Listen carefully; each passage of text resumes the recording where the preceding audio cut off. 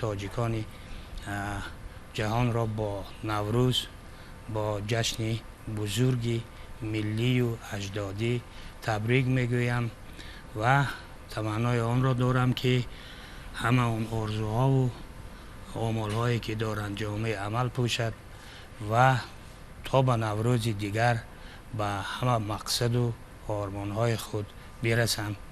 و واقعا نوروز این یکی از جشنهای خیلی قدیمی، نه تنها تاریخ مردم آریایی، من مردم تاریخ بشری است. و اینجا درباره آن گفتند که نوروز، ابو ریحان بیرونی میگوید که وقتی که جمشید نوروز را روز نو خواند، آغاز سال نو خواند، ولی یک اشاره میکنه که نوروز پیش از آن بزرگ و معظمتر هم بود. یعنی این اشاره به چی میره؟ اشاره به آن میره که نوروز خیلی خیلی جشن قدیمه و در تاریخ بشریت است، نه تنها تاریخ ما که خیلی نیست، قدیمه و طولانی است. و دیگرش نشانه خیلی قدیمی بودن همین رمز سومنک که رمز نوروز است و در امروز در هر یک خانواده و در هر یک جا و هم رسما ما امروز آن را قبول کردیم و در میدانهای به طرز باشکوه گذاشتیم. این نیز اشاره، این اشاره از چی است؟ اشاره از تمدن است. بله. این اشاره از تمدن کشاورزی است. این اشاره از ابتدای تمدن انسانی است. مردم صحرانشین، مردم کوچه‌نشین، اونا رو به سومنک نآورد. اون مردمی که کشاورز بود، اون مردمی که با زمین کار میکرد، اون مردمی که با زمین و با طبیعت سر و کار داشت. خود روایت هایی که در اطراف یعنی سومنک هست، چندین روایت هست که چگونه و یکی از روایت هایی که خیلی منطقا نزدیک میبید آن است که گندم رو برای کشت کردن، دانه های گندم رو تر کردن، ولی فصل سال خنک آمد، بارش آمد و تا اون وقتی که کشت و کار شد و امکانیت پیدا شد، الکی این دانه هایی که تر کرده بودن اون سبزید و با یک غذای خوب تبدیل یافت که و امروز ما آن را یا اون که فرشته ها از آسمان آمده آن را و یک خانه، خیلی روایت های خیلی زیاد است و خودی پیدایش همین. و برای همین نوروز از ابتدا که با طبیعت، با این زندگی و تمدن انسانی پیوست بود، یا اینکه با گفته دانشمندان این رابطه جهان عالم صغیر، عالم انسانیت با عالم بزرگ کیهانی است و برای همین در طول تاریخ این باقی ماند و همه آن کوشش ها و همه آن تلاش هایی که برای آن رو این جشن رو از بین برن، یا اینکه به منفعت خود یا جامعه دینی پوشانن، مذهبی پوشانن و غیره و غیره، کوشش خیلی زیادی در تاریخ بودن، اینها به مقصد نرسید. ولی نوروز باقی ماند و مخصوصا در تاریخ مردم آریایی و مخصوصا تاریخ تاجیکان نوروز نه تنها باقی ماند، برعکس یکی از ستونهای اساسی حفظ کننده تاریخ و خاطره تاریخی و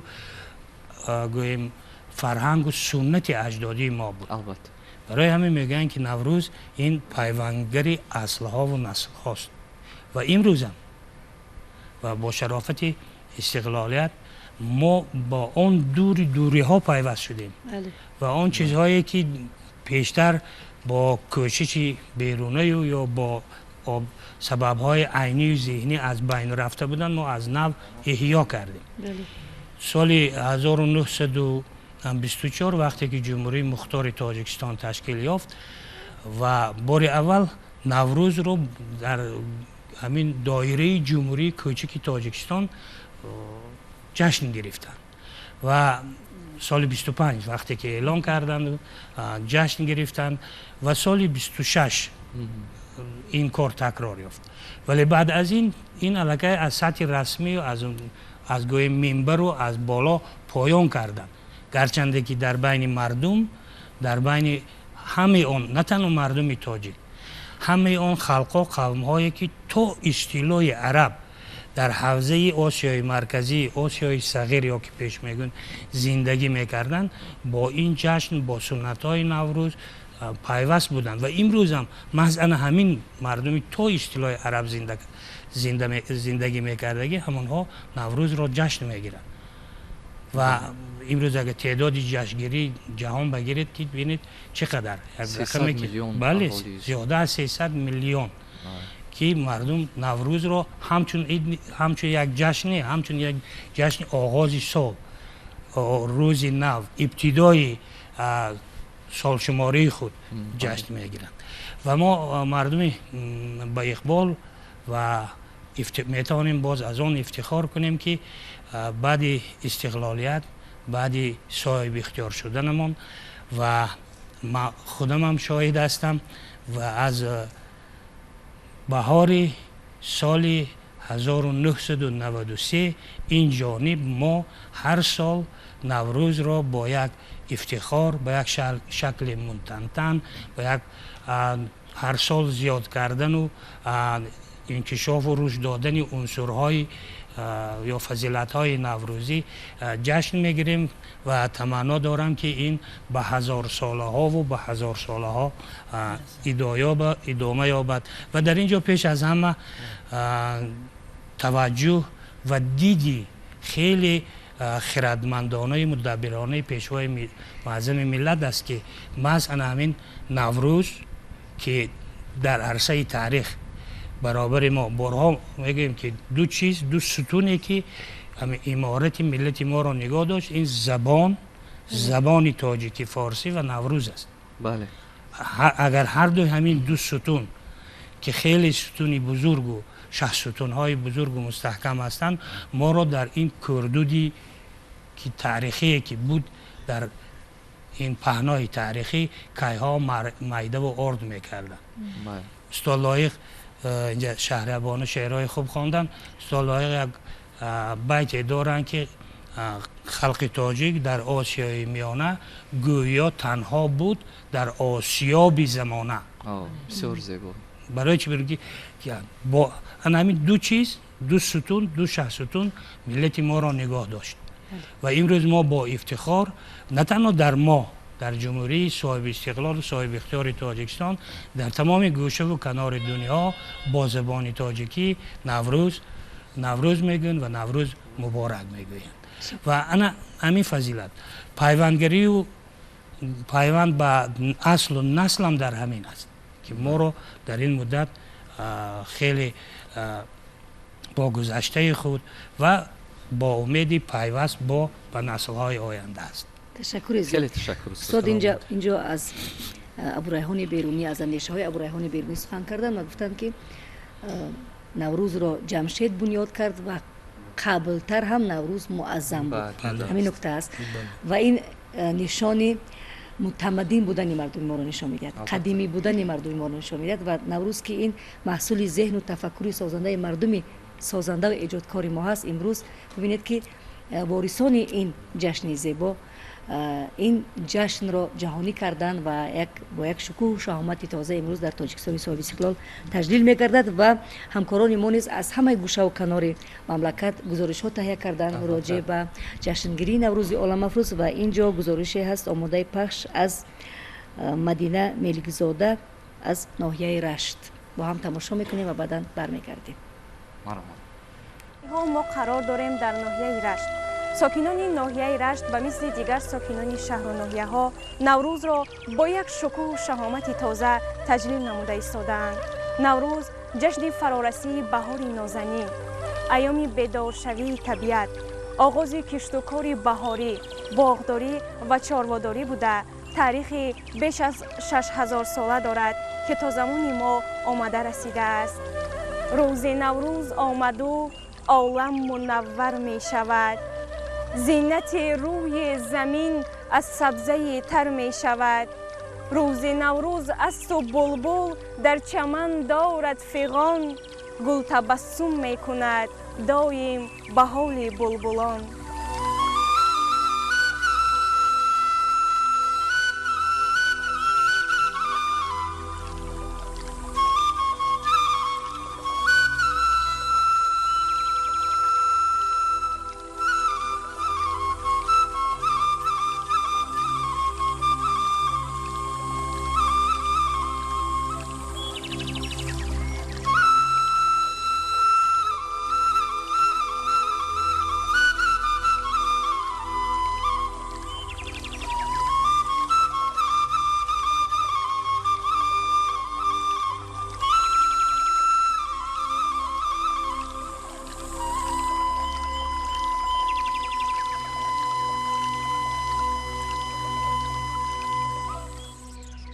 میانی تمام عیدهایی که در سراسر جهان جشن گرفته می شوند، شاید کهنسالترین جشن برای آدمیزاد نوروز خجسته پی باشد.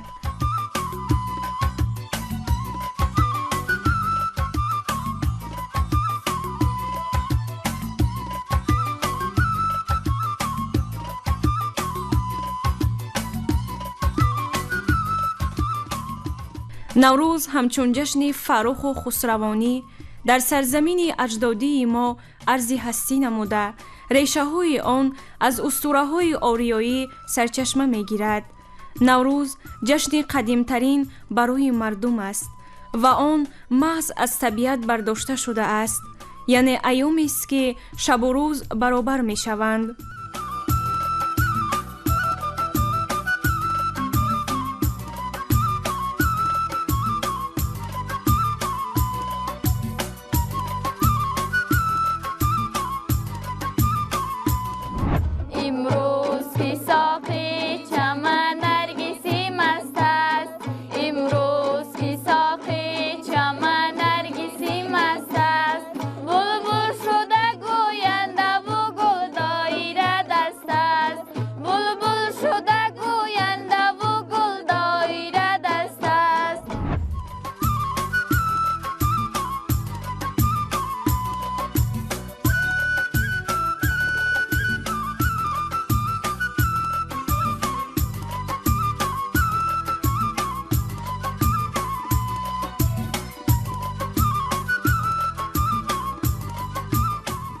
واقعاً ساکنان ناحیه رشت فرهنگ دوست و وطن دوست به نظر می رسند. جشن نوروز را با نیروی خاصه و دل پر از شادی تجلیل نموده ایستاده اند. خرد و کلان، پیر و جوان با لباس‌های عیدانه نوروزی در صحن نوروزگاه با شادی و پر از نیرو به استقبال جشن نوروز آمادگی دیده ایستاده اند.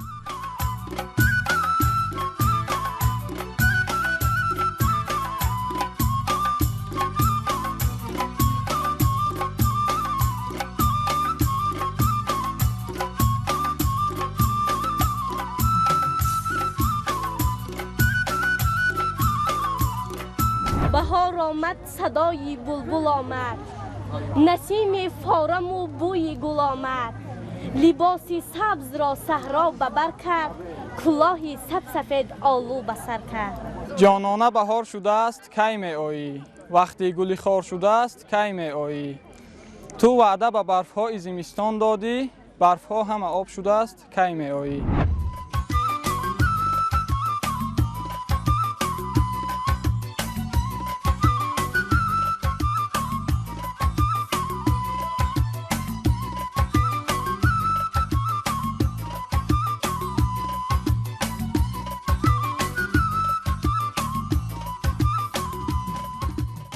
جشن نوروز را در ناحیه رشت با سنت و عنعنه‌های رنگارنگ تجلیل می نمایند. در آنجا عنعنه رایج است که گلدختران جمع شده برای به حسن و جمال خویش زیبایی ضم نمودن تا تجلیل جشن نوروز مراسم سربافان را با سرودن شعر و ترانه ها برپا می نمایند.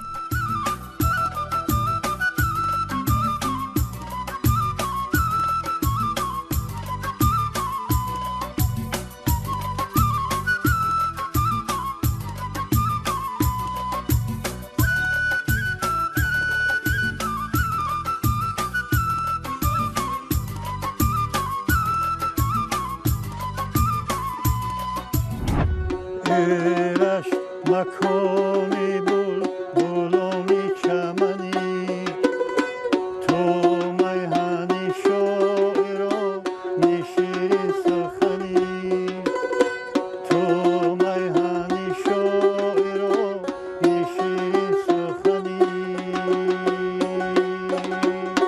چون صبح برای او چون آب زلال، چون صبح برای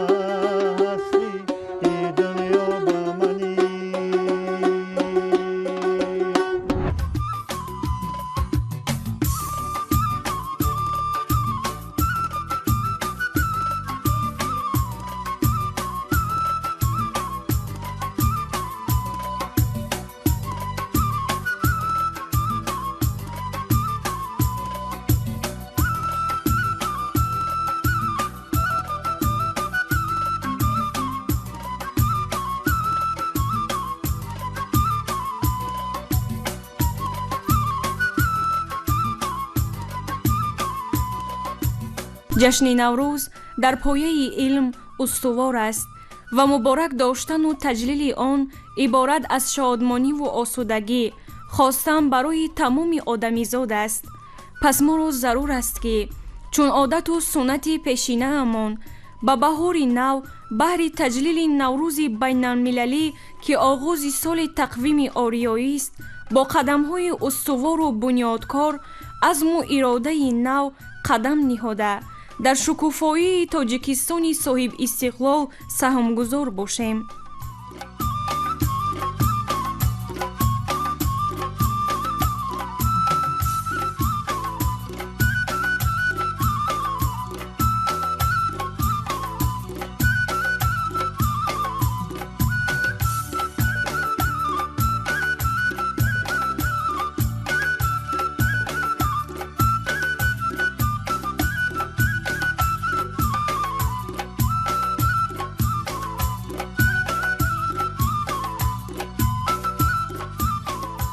бошад ки наврӯзи дилафрӯз ба кошонаи ҳар яки мо файзу баракати зиёда ато кунад.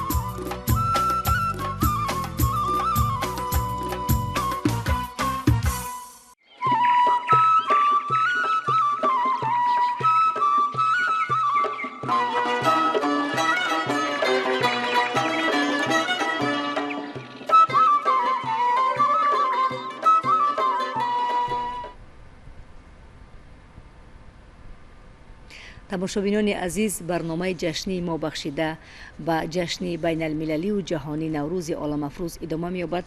телефонҳои мо дар студия 221 641 939 63 96 99 227 2052. тариқи ин телефонҳо шумо метавонед тамос бигиред ва изҳори таманниёту орзуҳои худро барои пайвандон, барои мардуми мо пешкаш карда бошед.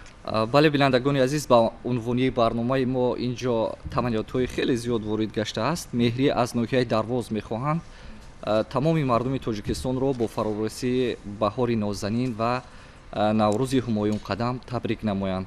зарина аз шаҳри роғун мехоҳанд бо омадани наврӯз падару модар, духтару писарашро табрик намоянд.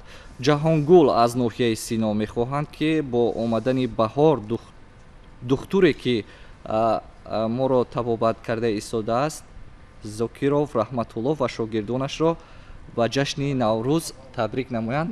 бубинед ки модари азиз дар бемористонанд, вале мо инҷо ҷамъи ҳамкорон барояш аз ин минбари баланд саломатӣ дар чунин рӯзҳои шукуфоиву нусратёриҳои табиат як қалби пур энерживу як саломатии мудовимро барош орзуву таманно дорем. зайниддин бубахшед зайнулобиддин аз ноҳияи ёвон мехоҳанд дар ҷашни наврӯз тамоми мардуми тоҷикистонро табрик намоянд. шодихон аз ноҳияи муъминобод мехоҳам бо омадани баҳор писарамро яъне толибшоро ба муносибати зодрӯзаш табрик намоям. дилшод самадов мехоҳанд ҷиянашро ки номашон таманно мебошад ба зодрӯзаш табрик намоянд. мо ба таманнобону саломатӣ, ризқу саодату сарфарозиҳои беинтиҳо орзу мекунем.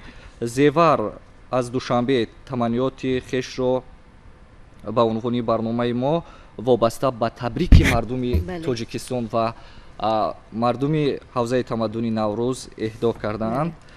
мушаррафа аз ноҳияи сино мехоҳанд писарашон наврӯзҷонро ба рӯзи зодрӯзашон табрик намоянд. инҷо номаҳо хеле зиёд аст. алишер наворбардор тамоми миллати тоҷикро табрику таҳният гуфтанд ва наврӯзи ҳумоюнқадамро ба кошонаву дари тамоми сокинони сарфарози мардуми тоҷикистон мубораку шодбош мегӯянд.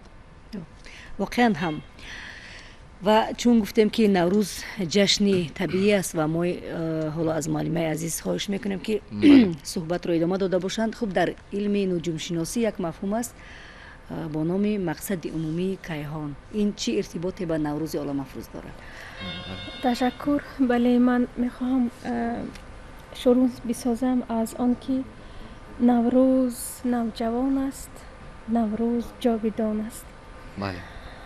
мақсади умумии кайҳон дар ин ҷо хеле рабт дорад ба ҳамин ҷашне ки мо гирифта истодаем, наврӯзи оламафрӯз. наврӯзи оламафрӯз ин ҳодисаи табиат аст пеш аз ҳама ва миллионҳо сол омада истодааст ва дар рафти зиндагии инсон ин ҳодиса ба як рамзи бузургӣ мубаддал гаштааст. агар тасаввуроте пеш аз ҳама ки як мехоҳам тасаввурот доир ба гардиши замин ва офтоб баҳри бинандагон дошта бошам, чун замин ягона сайёраест ки дар системаи офтоб ҷойгир аст ва дар кайҳон ҳоло аз ягон хел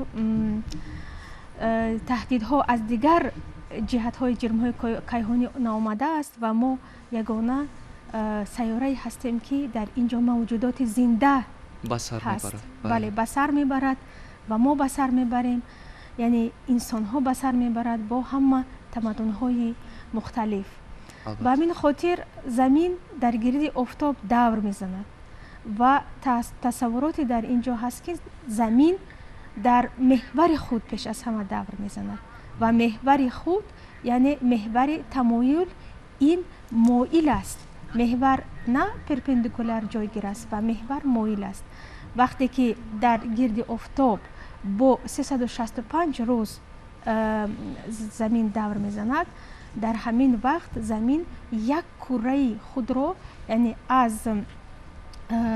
бурҷҳо гузашта мо мебинем ки аз вақт наврӯз дар бурҷи ҳамал ба амал меояд. ба ҳамин хотир наврӯзро аз ҷиҳати астрономӣ он меноманд ки ҳаракати зоҳирии эклиптика, вақте ки офтоб хати экваторро мебурад ва аз нимкураи ҷанубӣ ба нимкураи шимолӣ он ҳаракат мекунад, дар ҳамин вақт нуқтаҳо ба нол баробар мешаванд ва сояи офтоб ба замин, рӯшноияш ба замин баробар ҳуқуқ мешавад. баробар ҳуқуқ дар ин ҷо, яъне шаб ва рӯз баробар мешавад ки яъне рӯшании офтоб ба замин баробар ҳуқуқ аст. ба ҳамин хотир ва ин эътидол меноманд, эътидоли баҳорӣ ва дар ҳамин вақт баҳори астрономӣ мо мегӯем, ҳамчун бузургон гуфтанд, соли нав, рамзи нав, зиндагии нав, рӯзи нав, ҳамаи ин иртибот дорад ба яъне аз рӯзи нав оғоз гардидан, яъне ҳодисаи бузурги астрономӣ. ва чӣ мақсади умумии кайҳон дар чӣ аст? наврӯз ҳамеша моро тарбия мекард, яъне мо тарбияи яъне бар чӣ? бар некию бадӣ. албатта наврӯз чиро мепарастад? Некиро мепарастад. албатта ободониро мепарастад, эҳёро мепарастад, ҷиҳати моддию маънавии инсониятро мепарастад. аз ҳамин лиҳоз агар аз ҷиҳати фалсафӣ нигарем, наврӯз ин барандаи инсон аст. наврӯз тамаддунгари инсон аст. наврӯз оне аст ки ҳам аз ҷиҳати астрономӣ ва ҳам аз ҷиҳати ҳодисаҳои табиат аст ки ҳам кӯҳантарин аст ва боз ҳам навтарин аст. навтарин аст, ҷавонтарин аст. аз ин ҷиҳат хеле кӯҳантарин аст, аммо фалсафааш дар чӣ аст ки ҷавонтарин аст ва ҳар сол бо як рамзу бо як муҳаббати худ мебиёяд. ва ман ифтихор месозам ки дар тоҷикистони азизи мо имрӯз наврӯз خیلی با یک باشکوهیت و ما رو از این جشن نه تنها میشناسن و افتخار میسازن که تاجیکستان وطن نوروز است. خیلی سپاس. تشکر زیاد. مرحبا. و امروز ساعتی امروز درک کردنی هم که اعتدال بهاری در ساعت 14:02 وقت محلی به عمل میآید. اما وقتی که تاجیکستان در ارز گئوگرافی جایگیر است و از وقت جهانی که فرق میکند و 5 ساعت ما از وقت جهانی فرق میکنیم. در وقت جهانی نوروز ساعت 9:02 به عمل میآید، اما در تاجیکستان باشد امروز نوروز ساعت 14:02 اعتدال بهاری به وقوع میآید. یعنی پخش مستقیمی برنامه جشنی ما هم به سبب نیست و چون در عرفه در حدود اعتدال بهاری فصل بهار ما این برنامه رو برابری رسیده ایستادیم. تشکر زیاد. ما میخواستیم که معلمه عزیز شهر احتمزاد با یک اندیشه های شاعرانه و زیبای خود یک حسن دیگر به این صحبت ما ضم کردند. اندیشه های خلاصوی خود را بر بیننده عزیز منظور میکردید؟ واقعا معلمه هم گفتن نوروز من نمیدونم نوروز با کدام زبان با کدام دل اون قدر دوست داشتنی هست که برای مردم ما من استادم گفتن که نوروز خیلی قدیم است و من فکر میکنم که همون روزی که تاجیک اومد به دنیا بعضا من از میگذرم یک چیزی میگویم خود میکنم که همون ماما هوای بابای آدم تاجیک بودن. از همون روزی که همین انسان به وجود آمد نوروز آمد و عشق هم در همین روزگار سر زده است. عشق و محبت و دوست داشتن و چون احترام همدیگر زندگی یک گذرگاه دوست داشتن است. اما گذرگاه دوست داشتن را مؤلفش نوروز است. نوروز آمد مهر آورد، محبت آورد. یعنی غالبیت نوروز مثلا نور بر ظلمات، بله، عشق به جدایی، این همین چیزهایی هستن که در نوروز هستن. نوروز آورد برای ما آدمگری، انسانگری، انسان بودن، دوست داشتن. همه اینها مژده های نوروزی بابایی که از نیاکان ما آمدن برای ما چون مژده ارزانی داشتن. و ببینید یکی از خصوصیت های نوروز آن است که با کسی همین روز قهری باشه رو آشتی کنید. یعنی این مردم این مردم فقط دوست می‌دارد. ما مردم عجیب هستیم. میدونید مردم تاجیک برای به هم آمدن، همدیگر را دوست داشتن، یعنی به وحدت آمدن، حتی دشمنش دوست می‌دارد. حتی دشمنش دوست می‌دارد به خاطر آنکه ما به هم باشیم. دنیا من فکر میکنم که همین مهر و محبت مطلعش در تاجیکستان است. ما بعضا خودمان خیلی ساده میگیریم. ما مردمی بزرگ هستیم. چون نوروز سرشوی آغاز دنیا است. آغاز علم، شعر، عشق، محبت از تاجیکستان است. یعنی که نوروز جهانی شد. هرچند همین جوانی و استاد امون یونسکو چینو یک تشکیلات خیلی بانفوذ است و امضای خیلی محترم دارد و به هر کس جهانی نمیتواند. و این قدر تاریخ آموخت، این قدر خصوصیت های زیبای نوروز آموخت و برای مردم حوزه نوروز جهانی کرد که واقعا من فکر میکنم که نوروز جهانی است و هم زبانهای من هم پیشه های من برای من زنگ میزنن میگوین که ما در نوروز دوشنبه میاییم. میگم که برای چی؟ میگه که برای اینکه اونجا همه رنگ ها هستن. بله. در تاجیکستان همه رنگ ها هستن. ما خسته شدیم از رنگ های مثلا سیاه، سفید دیگر. اما در تاجیکستان چشمای ما آب میخورن، چشمای ما تبابت مییابند، رنگ چشم تبابت میکند. برای همین بسیار شعرا حاضر خیال میکنم حتی در راهن برای نوروز میان اینجا. البته. و این مگر باعث سربلندی ما نیست که اینقدر یک استادم گفتن یک ما از لحاظ جغرافی در یک جای خیلی جایگیر شدیم، خیلی مشکلات داریم، اما جهان ما را شناخت با همین کوچکی، یعنی زمینمون، با همین کوههای سربلندمون و همه این از نفس نوروز است. و من یک جا گفتم که 100 قصه زیبایی در دفتر نوروز است. اشک قلمی باران در دفتر نوروز است. شما میدونید این شعر خیلی پرگشت سبوی عشق از چکچک باران ها، مستی گل لاله از ساغر نوروز است. سوگند به نام گل، سوگند به فروردین، سوگند به نام گل، سوگند به فروردین، در بخشش سوگند به نام گل، سوگند به فروردین، در چشمه چشمانم نیلوفر نوروز است. در مذهب فروردین ظلمات نیابد را، خورشید همایون فر در منبر نوروز است. حلبوی وطن بویم، قاقوش به گیسویم، خوش گفت یک شاعر این کشوری نوروز است. آفرین، چقدر زیبا. تشکر زیاد. شاعرانه سبز باشد معلم. تشکر زیاد. این گونه زیبایی ها را بازم از طبیعت شکوفا و رنگ تاجیکستان در این فصل رستن ها به تصویر بکشید.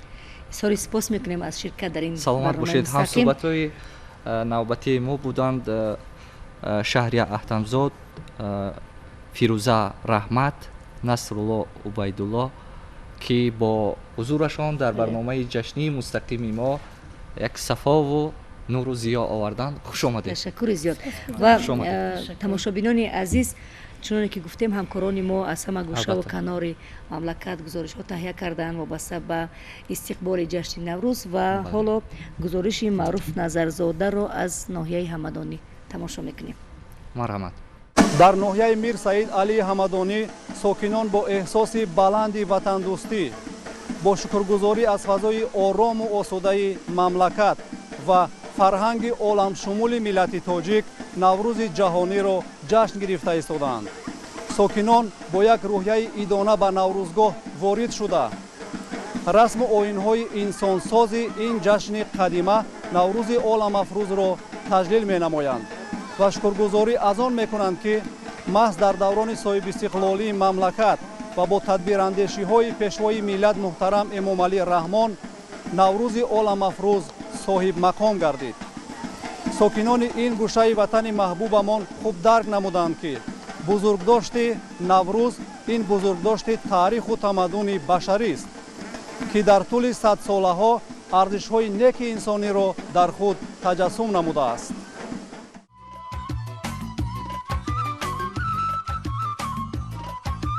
наврӯз бо обу хок, марзу бум ва рӯҳи зиндагисозу тамаддунофари аҷдоди мо пайванди ногусастанӣ дошта, расму оинҳои он дорои рамзҳое мебошанд ки аз қадим то имрӯз ба рӯзгори мардуми созандаву ободгар ва фарҳангиву таҳаммулгарои мо созгоранд. аз хусусиятҳои хоси ин ҷашни фархундаи ҷаҳонишуда ки аз давраҳои хеле қадим то имрӯз роиҷ аст, бахшидани якдигар, берун кардани кинаву адоват аз қалбҳо, таҳкими дӯстию рафоқат, якдиливу ҳамбастагӣ ва гирди як хон сарҷам гардидани одамон мебошад. хоса баъди мақоми байналмилалиро соҳиб шудани ҷашни наврӯз ва гиромӣ доштани он аз ҷониби халқияту миллатҳои гуногуни олам, ин ҷашни хуҷаста ҳамчун рамзи ваҳдату дӯстӣ ва якдилию муттаҳидӣ мақоми шоистаеро касб намуд.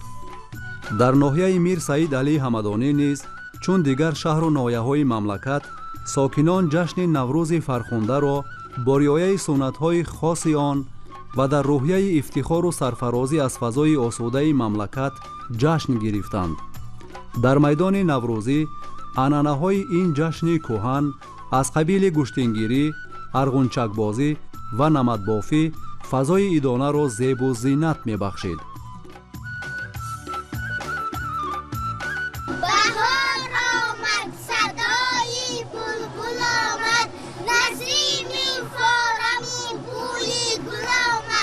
Libas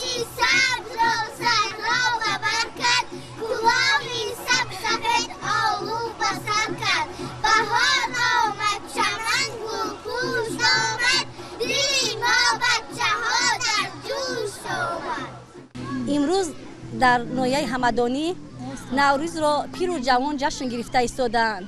мо шукрона мекунем ки чунин ватани тинҷу ором дорем. дар ин наврӯзгоҳ пиру ҷавон ба як рӯҳияи волида иштирок карда истоданд. наврӯз шуду лолаи хушранг баромад, булбул ба тамошои дафу чанг баромад, мурғони чаман ҷумлабӣ карданд парвоз, мурғи дили ман аз қафаси танг баромад. дар ҷашни наврӯз табиат ва инсон нерӯи тоза пайдо карда дилу андешаҳо ба ҳам меоянд. одамон некиву накӯкорӣ ва амалҳои хайру савобро тарғиб месозанд ки ҳамаи ин аз рисолати сулҳофарӣ, дӯстиву ҳамдилӣ ва ваҳдатгароии ин ҷашни бостонӣ шаҳодат медиҳад. дар сатҳи баланд ҷашн гирифтани ин оини ниёгон ки бо ташаббуси тоҷикистон ва кишварҳои ҳавзаи наврӯз мақоми ҷаҳониро соҳиб шудааст, нишона аз эҳтирому арзгузории миллати тамаддунофари тоҷик ба таъриху фарҳанги оламшумуламон мебошад. ҳамин аст ки пиру барнои ноҳияи Мир Саид Алӣ Ҳамадонӣ ба наврӯзгоҳ омада ин ҷашни фархундаи ҷаҳонишударо бо хушнудӣ ва дилгармии хос таҷлил намуданд.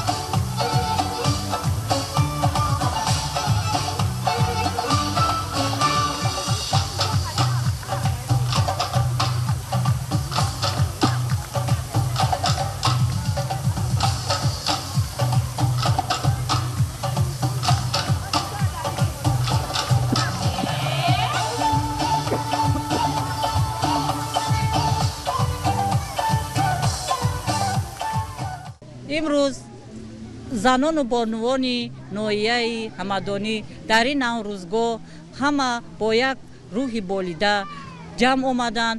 суманакро бо як хурсандӣ оро дода дар ин ҷо ҳамчунин оши бурида аз тарафи бонувону занон оши бурида тайёр карда шуда дар дастархони наврӯзӣ пешниҳоди ҳамаи занону бонувон карданд.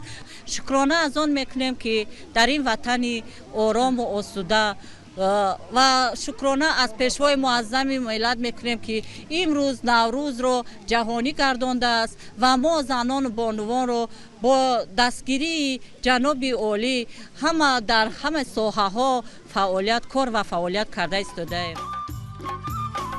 наврӯз пайвандгари наслҳо, мунодии сулҳу осоиш ва дӯстиву рафоқат миёни халқҳои ҷаҳон буда дар арафаи ҷашнгирии он мардуми шарифи кишвар бо дилгармӣ ва меҳру садоқати беканор якдигарро ба ин рӯзи муборак шодбош мегӯянд.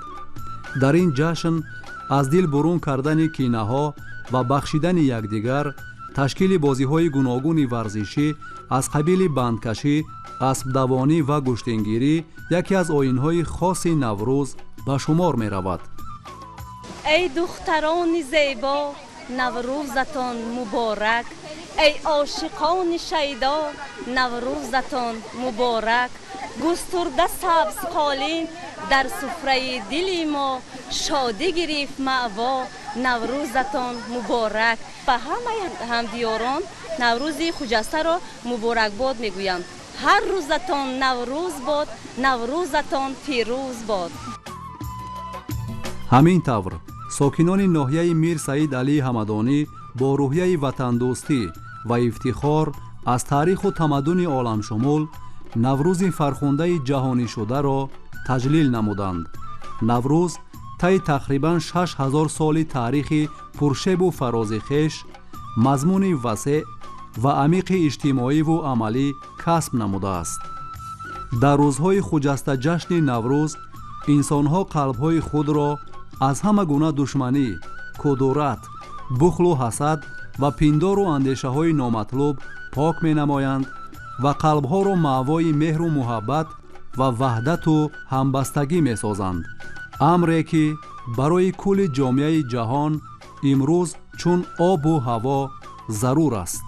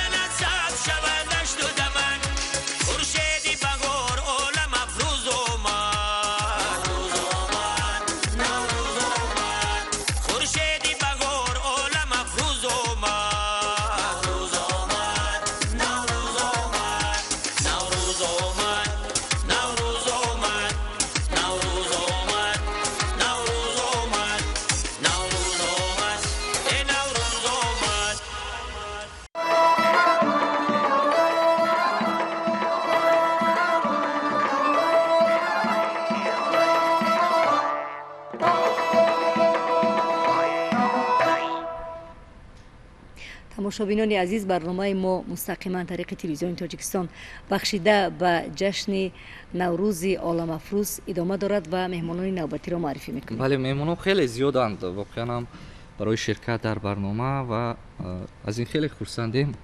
مهمانهای نوبتی برنامه ما هستند فیض‌الدین دولتیار، جمال‌الدین یعقوبی، نوریدین بازارزاده، استادان دانشگاه ملی تاجیکستان. شما را خوش آمدید میگوییم. نوروزتان مبارک باشد. البته ما میخواستیم که از فلسفه و حکمت این جشن جهانی شما اینجا صحبت کرده باشید.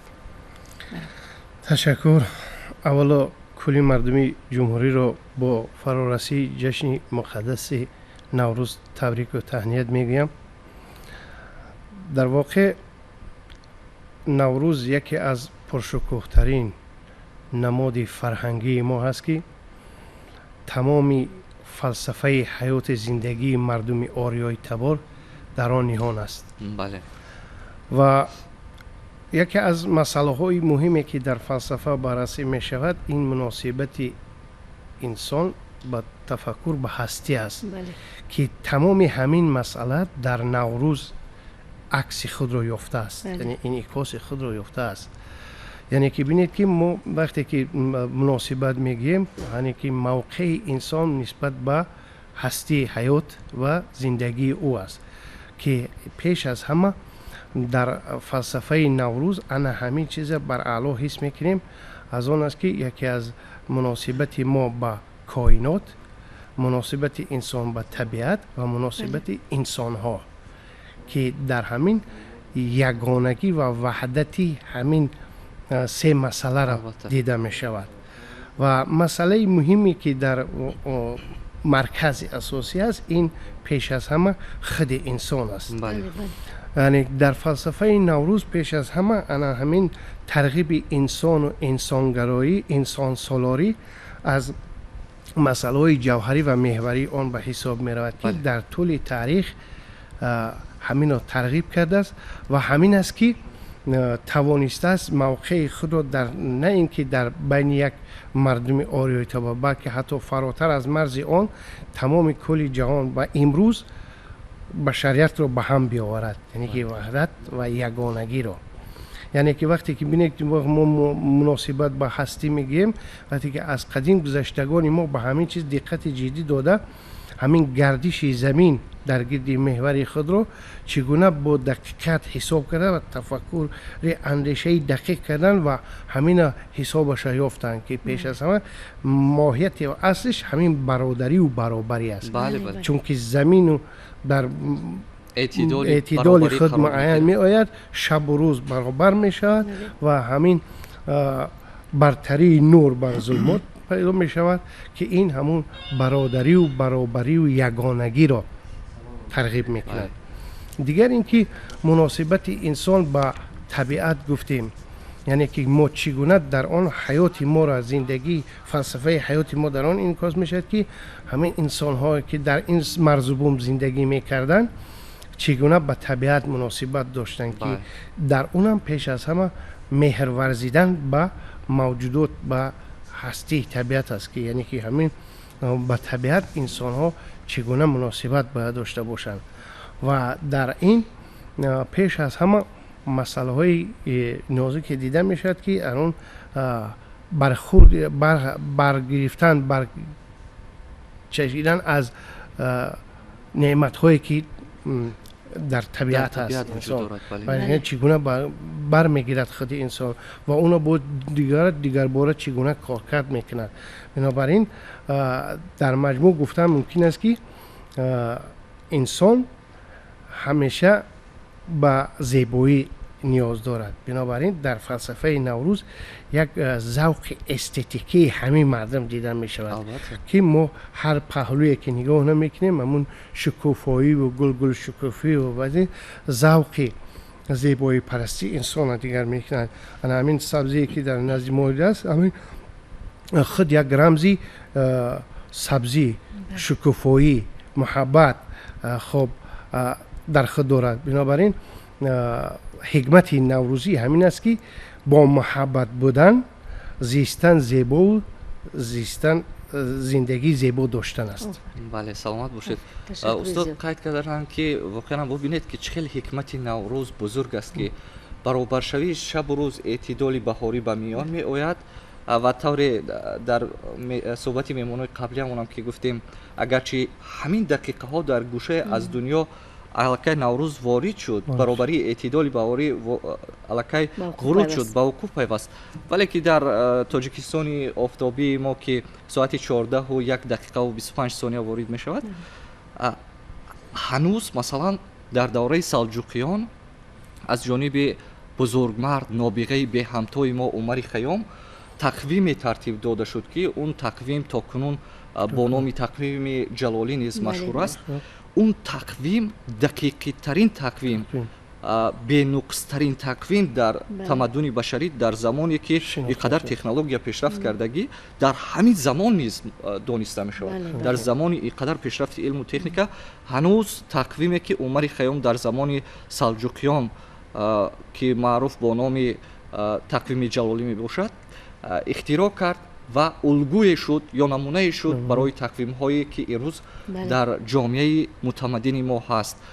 акнун баробарии эътидолиро бинед ки зебунисо агар кайҳон дар баробарии эътидоли баҳорӣ қарор мегирад, баробарии ботини инсон, дур кардани кудурат, ба ҳам дӯстӣ варзидан, ҳамзистии осоишта, таблиғу ташвиқ кардани сулҳу амонӣ, ҳамаи ин рабт мегирад аз ҳамин баробарии шабу рӯз.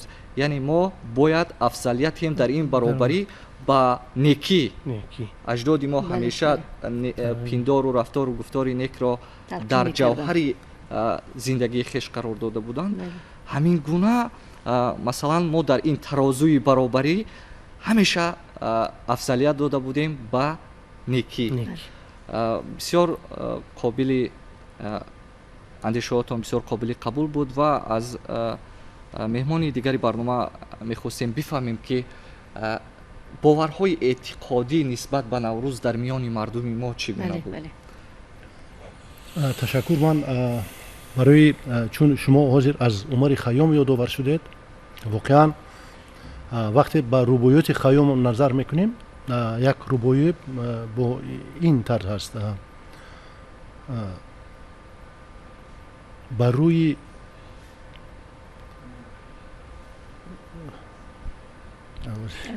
бар чеҳраи гул насими наврӯз хуш аст, дар тарфи чаман, дар саҳни чаман рӯи дилафрӯз хуш аст. аз дӣ ки гузашт ҳар чӣ гӯи хуш нест, хуш бош зидӣ магӯ ки имрӯз хуш аст. ва ина бубинед ки аз ҳазор сол қабл аз ин масалан Умари Хайём ин суханро гуфта буд ва ҳамчунин дигар шоиру нависандагони классики мо ба наврӯз ҳамчунин наврӯзро васф мекарданд, чун наврӯз ин пеш аз ҳама дар чӣ хеле гуфтем мунодии ин сулҳу мунодии яъне тарғибгари чӣ аст? дӯстӣ ҳаст, ҳамаи тамоми хубию некиҳои инсонӣ аст. ва бинобар ин дар миёни мардум ҳам боварҳои зиёд мавҷуд ҳастанд. бахусус чӣ хеле ки ҳозир сабзае ки мо мебинем ҳама хел суханҳое ҳастанд ки масалан ҷое ки масалан агар мегӯянд ки ҳангоми гузоштани гандум, вақти гандум сурх шуд, онро мегӯянд ки гандума суманак пухтан мумкин нест, чун мегӯянд ки ин ягон нафари ғамзада масалан ба гандум нигарист. ин гуна чизҳо миёни мардум масалан чӣ аст? қабл аз расму оиноҳое аст ки қабл аз фарорасидани наврӯз хонатаконӣ аст. масалан чоршанбесурӣ аст дар ҳар як масалан минтақаҳои гуногуни масалан тоҷикистон ва масалан минтақаҳои тоҷикнишини ӯзбекистон мо масалан расму оинаҳои гуногунро мебинем ки ҳамаи инҳо асосан ба хотири пешвоз гирифтани наврӯз анҷом дода мешавад. масалан ба мардум ба хусус ин аз тарафи дигар гуфтан мумкин аст ки ин ҷашн ба кишту кор рабт дорад ва дар ҳамаи айёми наврӯз пеш аз наврӯз масалан мардум ба деҳқон дар ҷойҳо ҳастанд ки мисол арӯси солро мисол таҳия мекунанд, бобои деҳқонро таҳия мекунанд. ин ва дар айёми киштукор масалан ҳамчунин онҳое ки ба хонатаконӣ машғул ҳастанд дарахтонро сафед мекунанд, муҳити зисти худро омода ба зиндагии нав мекунанд. яъне аз давраи карахтӣ гӯем карахтии зимистон мардум баромада ба баҳор, яъне баҳор ин оғози ҳамаи некиҳои ҳама, яъне ки оғози орзуҳои нав ҳаст. бинобар ин ба орзуҳои нав ба зиндагии нав шурӯъ мекунанд ва дар ҳамин давра мо میبینیم که مثلا همه مردم اساسا اینه که میگن که اگر جایی مثلا و غمزده باید که از همون دل تمامی غمهایش رو باید دور کردنش در کار. چخیلی که گفته اینجا مثلا کدرت کینه رو از دل باید بیرون کردن کار است. همه اساسا فکر میکنم یگان نفر نمیبینی که در چهرهش مثلا خورسندی و شادی همیدار نباشد. پس گفتن ممکن است که همه این پیش از همه با باورهای مردمی رفته